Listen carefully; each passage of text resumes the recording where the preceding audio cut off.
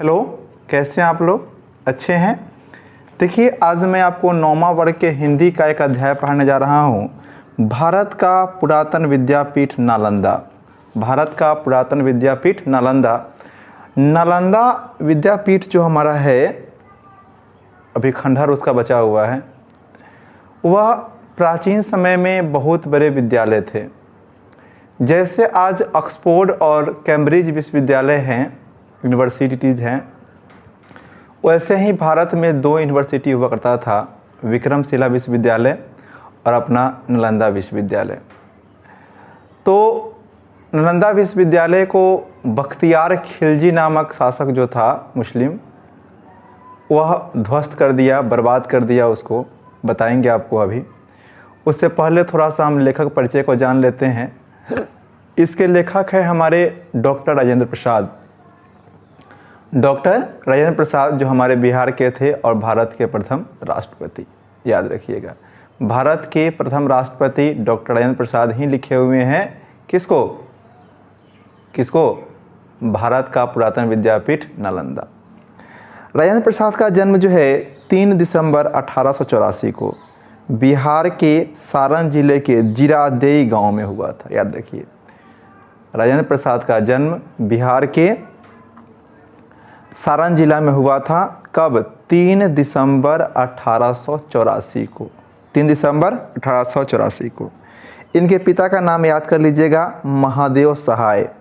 क्या नाम था पिता का? महादेव सहाय। विद्वान थे इनके पिताजी, और वह पहलवानी के भी शौकीन थे, घुड़सवारी भी करते थे, जिसकी शिक्षा उन्होंने राजेंद्र प्रसाद को भी दिया। तो आपके परीक्षाओं में इतना नहीं पूछेगा, और आपकी जानकारी को बढ़ाने के लिए सारे ज़रूरत है, इसलिए दोनों को जानिए। परीक्षा के लिए ज़्यादा इम्पोर्टेंट यहाँ से बनेगा कि राजेंद्र प्रसाद का जन्म कब और कहाँ हुआ था। तो राजेंद्र प्रसाद का जन्म हुआ था 3 दिसंबर 1884 को।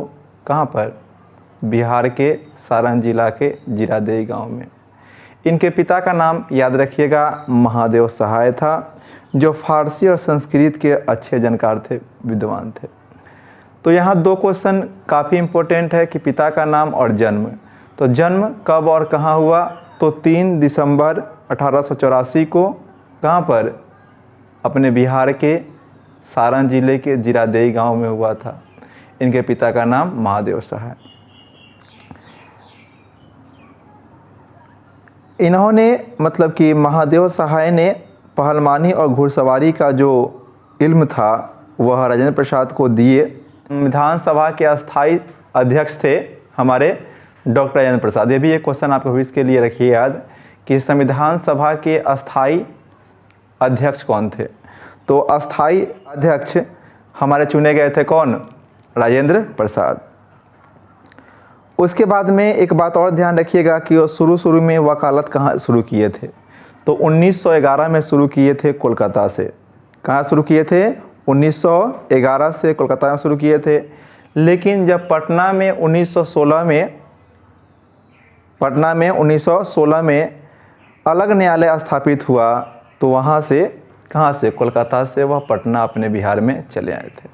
तो यहाँ पर ध्यान रखना है 3-4 क्वेश्चंस को कि राजेंद्र प्रसाद का जन्म, उनके पिता का नाम, और वह वकालत किए शुरुआत में 1911 में कोलकाता से, और जब पटना में 1916 में न्यायालय स्थापित हुआ तो कोलकाता से चले आए पटना। उसके बाद जब संविधान बन रहा था तो वह संविधान सभा के अस्थाई अध्यक्ष चुने गए, और जब देश में गणतंत्र लागू हुआ तो वह जो है कि देश के प्रथम राष्ट्रपति बने, और उपराष्ट्रपति बने थे डॉक्टर सर्वपल्ली राधाकृष्णन। प्रधानमंत्री जवाहरलाल नेहरू बने थे, और उप प्रधानमंत्री सरदार वल्लभ भाई पटेल बने हुए थे। इतना ध्यान रखिएगा। आज हम लोग पढ़ने जा रहे हैं बहुत महत्वपूर्ण चीज़, ठीक है। और इनका एक और निधन याद कर लीजिएगा कि इनका निधन 28 फरवरी 1963 को हो गया। 28 फरवरी 1963। राजेंद्र प्रसाद का निधन कब हुआ था? 28 फरवरी 1963 को, ध्यान रखिएगा। और चलिए शुरू करते हैं नालंदा विश्वविद्यालय। नालंदा विश्वविद्यालय नालंदा हमारे इतिहास में अत्यंत आकर्षक नाम है, जिसके चारों ओर न केवल भारतीय ज्ञान साधन के सुरक्षित पुष्प खिले हैं, अपितु किसी समय एशिया महाद्वीप के विस्तृत भूभाग के विद्या संबंधी सूत्र भी उसके साथ जुड़े हुए थे। ज्ञान के क्षेत्र में देश और जातियों के भेद लुप्त हो जाते हैं। नालंदा इसका ज्वलंत दृष्टांत है। नालंदा की वाणी एशिया महाद्वीप के पर्वतों और समुद्रों के पार तक फैल गई थी। लगभग 600 वर्षों तक नालंदा एशिया का चैतन्य केंद्र रहा। एशिया का मतलब एशिया जो महादेश जहाँ पर हम लोग का भारत देश है, वह 600 वर्षों तक नालंदा विश्वविद्यालय जो है कि यहाँ का प्रमुख क्या कहिएगा शिक्षा केंद्र रहा है और देश विदेश से लोग यहाँ आकर के पढ़ते थे। मगध की प्राचीन राजधानी व्यवहार 5 पर्वतों के मध्य में बसी हुई गिरिब्रज या राजगिरी नामक स्थान में ही था। याद देखिएगा कि मगध साम्राज्य था, ठीक है, जिसके राजा चंद्रगुप्त आनंद वगैरह हुए, ठीक है, अशोक हुए, वे उसका जो राजधानी था पुराना, उसका नाम था गिरिब्रज, जो राजगीर में था, जो नालंदा में था। वर्तमान नालंदा उसी राजगीर के तप्त कुंड के से 7 मील उत्तर की ओर है। 7 मील उत्तर की ओर है, मतलब जो अभी नालंदा विश्वविद्यालय है वह कहाँ से, राजगीर से 7 मील उत्तर की ओर है। नालंदा का प्राचीन इतिहास भगवान बुद्ध और भगवान महावीर के समय तक जाता है और इसी समय जिस समय नालंदा विश्वविद्यालय चरम विकास पर था, उस समय हमारे यहाँ 2 धर्मों का विकास हुआ था, है ना, भगवान बुद्ध का बौद्ध धर्म और भगवान महावीर का जैन धर्म। कहते हैं बुद्ध के समय नालंदा में परिवारिकों का आम्रवन था। एक क्वेश्चन भी एक पूछेगा आपसे कि बुद्ध के समय नालंदा में क्या था, तो बुद्ध के समय नालंदा में था परिवारिकों का आम्रवन। परिवारिकों का आम्रवन क्वेश्चन आएगा इसमें से एक ठो, ठीक है, कि बुद्ध के समय नालंदा में क्या था, तो बुद्ध के समय नालंदा में था परिवारिकों का आम्रवन। जैन ग्रंथों के अनुसार नालंदा में महावीर और आचार्य मेखली पुत्र गोसाल की भेंट हुई थी। जैन धर्म ग्रंथों के अनुसार नालंदा में किससे भेंट हुई थी, तो महावीर को मेखली पुत्र गोसाल के साथ भेंट हुई थी। महावीर का भेंट मेखली पुत्र गोसाल के साथ हुई थी, ऐसा जैन धर्मों में कहा जाता है। जैन धर्म के 24वें तीर्थक हमारे, है ना, महावीर स्वामी थे।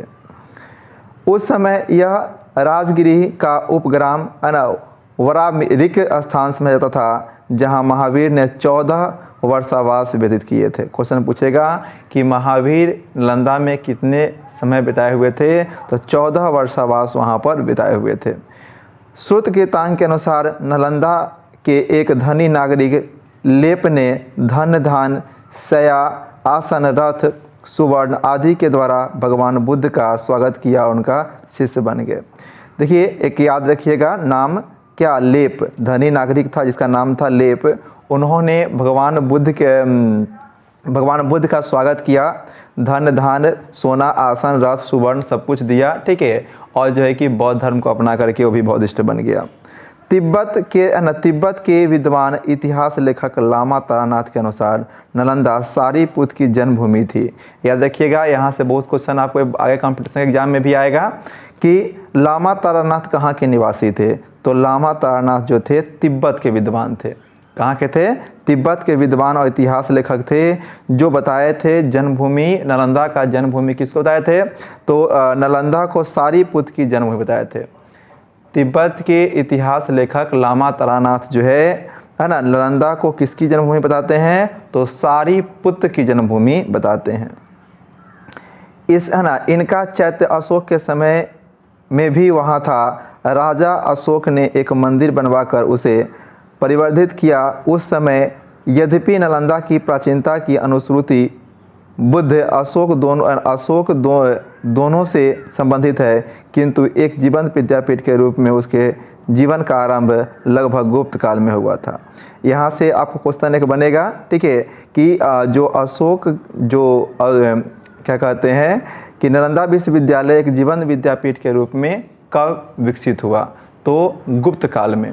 क्या आंसर होगा, गुप्त काल में नालंदा विश्वविद्यालय कब एक जीवंत विद्यापीठ के रूप में विकसित हुआ, तो गुप्त काल में विकसित हुआ। तारानाथ ने तो भिक्षु नागा अर्जुन और आर्यदेव इन दोनों का संबंध नालंदा से लगाया है और यहाँ तक लिखा है कि आचार्य दिंगनाग ने नालंदा में आकर अनेक प्रतिपक्षियों के साथ शास्त्रों का विचार किया था, जिसमें सुदर्शन नाम के एक ब्राह्मण विद्वान अग्रणी थे। ऐसा माना जाता है कि वहाँ पर शास्त्रार्थ होता था, शास्त्रों पर विचार, ठीक है। जो शास्त्र हैं उसमें जो भी रूल्स रेगुलेशन लिखे हुए हैं, अभी के समय में कौन कितना लाभदायक है, कैसा है, नहीं है, किसको हमें अपनाना चाहिए, किसको छोड़ना चाहिए, इस पर भी काफ़ी बात विचार होता है। चौथी सदी में चीनी यात्री फायान नालंदा में आए थे। चौथी सदी में चीनी यात्री जो फायान थे वह कहाँ आए थे? नालंदा आए थे। कब आए थे? चौथी सदी में। कब आए थे? चौथी सदी में जो नालंदा आए थे। कौन? विद्वान क्या नाम था? चौथी सदी में चीनी यात्री फायान भारत आए थे। कौन आए थे? फायान। याद रखिएगा कि चौथी सदी में फायान नाम के जो चीनी यात्री थे वह भारत आए हुए थे। कौन आए थे? फायान। तो चौथी सदी में चीनी यात्री फायान नालंदा में आए थे। उन्होंने सारीपुत्र के जन्म और है ना परिनिर्वाण स्थान पर निर्मित स्तूप के दर्शन किए, किंतु नालंदा का विशेष अभ्युदय उसके बाद के समय में हुआ। 7वीं सदी में सम्राट अशोक हर्षवर्धन के समय युवान चांग इस देश में आए थे, तो नालंदा अपनी उन्नति के चरम शिखर पर था। किस समय? तो जिस समय हर्षवर्धन यहाँ पर शासक थे 7वीं सदी में। किस समय? 7वीं सदी में हर्षवर्धन जब यहाँ के शासक हुआ करते थे तो आए हुए थे चीनी यात्री युवान चांग। कौन आए हुए थे? युवान चांग आए हुए थे, है ना। उन्होंने देखा कि नालंदा उस समय उन्नति के शिखर पर था, मतलब बहुत विकास कर चुका था। युवान चांग ने एक जातक कहानी का हवाला देते हुए लिखा है कि नालंदा का यह नाम इसलिए पड़ा था कि यहाँ अपने पूर्व जन्म में उत्पन्न भगवान बुद्ध को तृप्ति नहीं होती थी, न अलदा। नालंदा का यह नाम जो पड़ा है नालंदा, वह किस लिए पड़ा है? तो ऐसा माना जाता है कि अपने पूर्व जन्म में जब भगवान बुद्ध आए हुए थे तो उनको तृप्ति नहीं हुई थी, जो इसलिए कहा गया है न अलदा। सच तो यह है कि ज्ञान के क्षेत्र में जो दान दिया जाता है वह सीमा रहित और अनंत होता है, न उसके बांटने वालों को तृप्ति होती है और न उसे लेने वाले को। देखिए, ज्ञान दान जो है कि महादान कहा गया है। यह इसमें हम या कोई भी हो जो शिक्षण कार्य करते हैं, जो सिखाते हैं किसी को, जो टीचर्स है, तो इसमें हम आपको कितना हो पढ़ा देते हैं, लेकिन ऐसा लगता है कि कुछ छूट गया है, फिर से पढ़ा देता और अच्छा होता, ठीक है।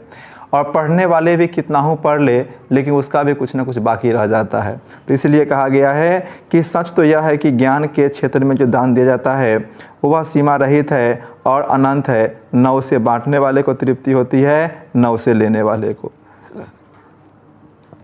नालंदा विश्वविद्यालय का जन्म जनता के उदार दान से हुआ था। नालंदा विश्वविद्यालय का जन्म किससे हुआ था? जनता के उदार, जन्म मतलब माँ के गर्भ से जन्म की बात नहीं हुआ, स्थापना जो उसका हुआ था वह जनता के उदार दान से हुआ था, मतलब उसको स्थापित करने के लिए लोगों से चंदा लिया गया था। कहा जाता है कि इसका आरंभ 500 व्यापारियों के दान से हुआ था, जिन्होंने अपने धन से भूमि खरीदकर बुद्ध को दान में दी थी। समझिए कि 500 व्यापारी जो है कि अपना धन दिए थे भगवान बुद्ध को, है ना, और ज़मीन खरीद कर भी दिए थे कि आप यहाँ रहिए, अपने धर्म का प्रचार कीजिए, लोगों को शिक्षा दीजिए। 500 व्यापारी। समझिए आज के समय जो बड़े व्यापारी होते हैं, अगर मान लीजिए कि 1-1 लाख रुपया ही दे देंगे, ठीक है, तब 500 लाख मतलब 5 करोड़ रुपया जमा हो जाएगा, ठीक है। और बड़े व्यापारी 1 लाख से ज़्यादा भी दे सकते हैं, 3 लाख 5 लाख भी दे सकते हैं। तो इस तरह से अधिक पैसा जमा हो गया। 500 व्यापारी वहाँ पर पैसा जमा किए, ठीक है, और उससे जो पैसा इकट्ठा हुआ उससे ज़मीन खरीद करके भगवान बुद्ध को दिया गया और वहीं पर जो है कि नालंदा विश्वविद्यालय स्थापित किए गए। आगे हमारा है कि जिन्होंने युवान चांग के समय में नालंदा विश्वविद्यालय का रूप धारण कर चुका था। यहाँ उस समय 6 बड़े विहार थे। कितने 6 विहार थे? 6 बड़े विहार थे, ठीक है। याद रखिएगा कि नालंदा में युवान चांग के समय कितने विहार थे? 6 बड़े विहार थे। 8वीं सदी के यशोवर्धन के शिलालेख में नालंदा का बड़ा भव्य वर्णन मिलता है। यहाँ के विहारों की पंक्तियों के ऊंचे ऊंचे शिखर आकाश में मेघों को चूमते थे। ऐसा देखा जाता है कि वहाँ के जो विहार थे उसके जो खंभे बनाए गए थे उसके इतने ऊंचे ऊंचे झंडे लगाए गए थे कि वह लग रहा था कि बादल में सटा हुआ है।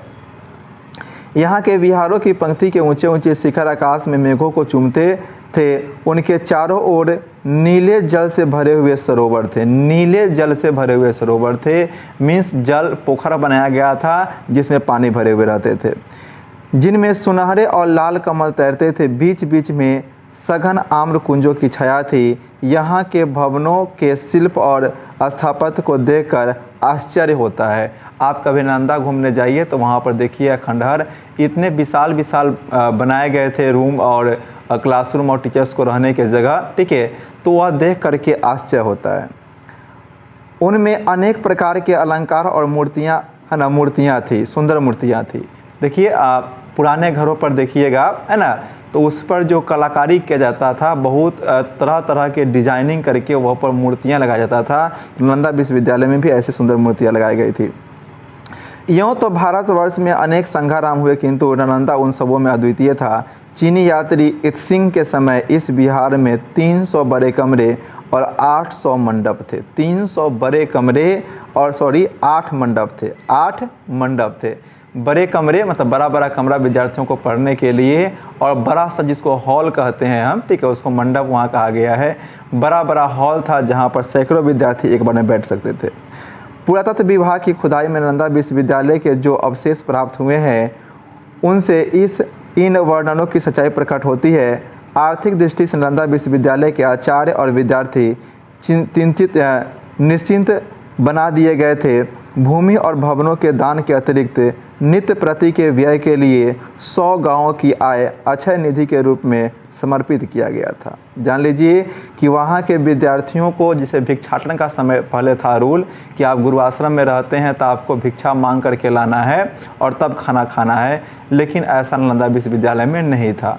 वहाँ पर 100 गांव वहाँ के राजा दे दिए थे उसको, और वहाँ से जो भी टैक्स असुली होता था, जो भी कर असुली होता था, वह सारा नालंदा विश्वविद्यालय को मिलता था, ताकि जो है कि उसके विद्यार्थी और उसके जो शिक्षक अध्यापक हैं, जो पांडुलिपि लिखने वाले हैं, वे सभी लोगों को भोजन रहन सहन की व्यवस्था हो सके। इत्सिंग के समय में यह अन्य संख्या बढ़ाकर 200 गांवों तक पहुंच गई थी। उत्तर प्रदेश, बिहार, बंगाल इन तीनों राज्यों ने नालंदा के निर्माण और अर्थव्यवस्था में पर्याप्त भाग लिया था। 3 राज्य के नाम याद रखिए अपना, तीनों पड़ोसी राज्य उत्तर प्रदेश, बिहार और बंगाल। यह जो है कि यहाँ के व्यापारी और यहाँ के जनता उसके निर्माण में काफ़ी योगदान दिए थे। और पहले तो 100 गाँव के टैक्स वहाँ पर जमा होता था, उसके बाद में 200 गाँव से जितना जो टैक्स होता था वह सारा नालंदा विश्वविद्यालय जमा होता था, ताकि बच्चों को पढ़ाया जाए और पांडुलिपि और किताब कॉपी जो भी उनका पढ़ाई के साधन है वह उपलब्ध कराया जाए। विदेशों के साथ नालंदा विश्वविद्यालय का जो संबंध था उसका स्मारक एक ताम्रपत्र नालंदा की खुदाई से मिला है। इससे ज्ञात होता है कि सुवर्ण द्वीप के शासक शैलेंद्र सम्राट श्री बालपुत्र देव ने मगध के सम्राट देवपाल के पास अपना दूत भेजकर यह प्रार्थना की कि उनकी ओर से 5 गांवों का दान नालंदा विश्वविद्यालय को दिया जाए। याद रखिए एक बात और कि विदेशों में भी नालंदा विश्वविद्यालय काफ़ी क्रेज़ था। वहाँ पर जो सुमात्रा द्वीप के शासक थे शैलेंद्र सम्राट, वह शैलेंद्र सम्राट श्री बालपुत्र ने मगध के सम्राट देवपाल देव के पास अपना दूत भेजा और कहा कि यहाँ से हम बार सहायता राशि नहीं भेज सकते हैं, तो क्या कीजिए आप मेरे तरफ से एक राजा होने के नाते 5 गांवों का दान नालंदा विश्वविद्यालय को और दे दीजिए अपने तरफ से, कि वहाँ के बच्चों को खाने पीने रहने में किसी प्रकार कोई प्रॉब्लम नहीं हो। ताम्रपत्र के अनुसार नालंदा के गुणों से आकृष्ट होकर यवन द्वीप के सम्राट बालपुत्र ने भगवान बुद्ध के प्रति अपनी भक्ति प्रदर्शित करते हुए नालंदा में एक बड़े विहार का निर्माण कराया था। कहाँ के? तो याद रखिएगा यवन द्वीप के सम्राट बालपुत्र ने नालंदा में एक और विहार मतलब बताए थे बड़े, जो जहाँ पर जैन मुनि लोग रहा करते थे, बौद्ध लोग रहा करते थे, उसको रहने की जगह उसके निर्माण करवाया। उन 5-9 गाँवों की आय प्रज्ञा, पारमिता आदि का पूजन, चतुर्थ तथा अंतर्राष्ट्रीय आय भिक्षु संघ के चीवर है ना, भोजन, चिकित्सा, शयनासन आदि का खर्च, धार्मिक ग्रंथों की प्रतिलिपि एवं बिहार की टूट फूट की मरम्मत के लिए खर्च की जाती थी। यह तो संयोग से बचा हुआ एक उदाहरण है जो विदेशों में फैले हुई नालंदा की अमिट छाप हमारे सामने रखती है। लेकिन नालंदा महाविहारी आर्य भिक्षु संघ की धाक समस्त एशिया भूखंड में थी। इस संघ की बहुत सी मिट्टी की मुद्राएं नालंदा से प्राप्त हुई है। ठीक है, और पहले जो मुद्राएं होती थी, ठीक है, वह मुद्राओं के कई अवशेष मिले हैं, जिससे यह सिद्ध होता है कि नालंदा विश्वविद्यालय का संबंध अन्य देशों से भी काफ़ी अच्छे थे और दूसरे देशों से भी बच्चे पढ़ने आया करते थे। ठीक है, तो इस तरह से आपका यह पार्ट 1 ख़त्म होता है और पार्ट 2 मैं लेकर के आऊँगा। उसके बाद क्वेश्चन आंसर ऑब्जेक्टिव का आपको वीडियो लेकर के आऊँगा। तो सारे वीडियो का अपडेट लेने के लिए आप मेरे चैनल को सब्सक्राइब करें। पढ़े बढ़िया से, हम आपको पढ़ाएंगे। आपके सभी सब्जेक्टों की तैयारी हम यहाँ करा देंगे। धन्यवाद।